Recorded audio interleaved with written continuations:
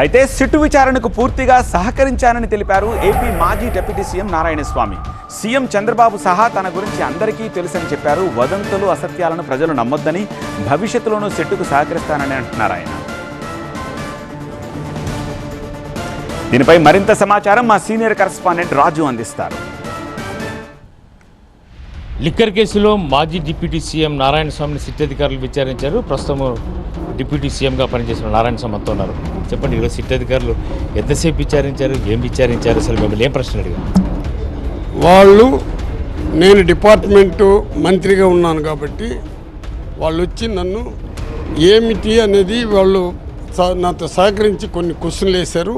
దానికి నేను వాళ్ళకి జవాబు ఇవ్వటం జరిగింది. వాళ్ళు నన్ను ఇబ్బంది పెట్టలేదు. నేను వాళ్ళు క్వశ్చన్లు వేసిన దానికి నేను ఎక్కడ తడబడి మార్పు చేయకుండా నేను చెప్పటం జరిగింది. తెల్లారి నుంచి నేను చూస్తున్నాను, నన్ను ఏదో అరెస్ట్ చేసేసినట్టు తప్పుడు ప్రచారాలు పెట్టి దీనివల్ల మీరు పొందే లబ్ధి ఏందో నాకు అర్థం కాల. చంద్రబాబు కూడా తెలుసు నా క్యారెక్టరు, ఈ సాక్షాత్తు ముఖ్యమంత్రి ఉండే చంద్రబాబు కూడా తెలుసు నా క్యారెక్టరు.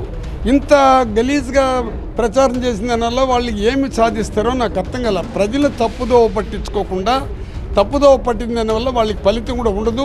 విచారణ మళ్ళీ వాళ్ళు సహకరించారా పూర్తిగా? మీరు? నేను పూర్తిగా సహకరించినాను స్వామి. వాళ్ళు అడిగిన దానికంతా జవాబు చెప్పినాను. వాళ్ళు కూడా నాకు సహకరించినారు. ఎలాంటి ఇబ్బంది లేదు నాకు.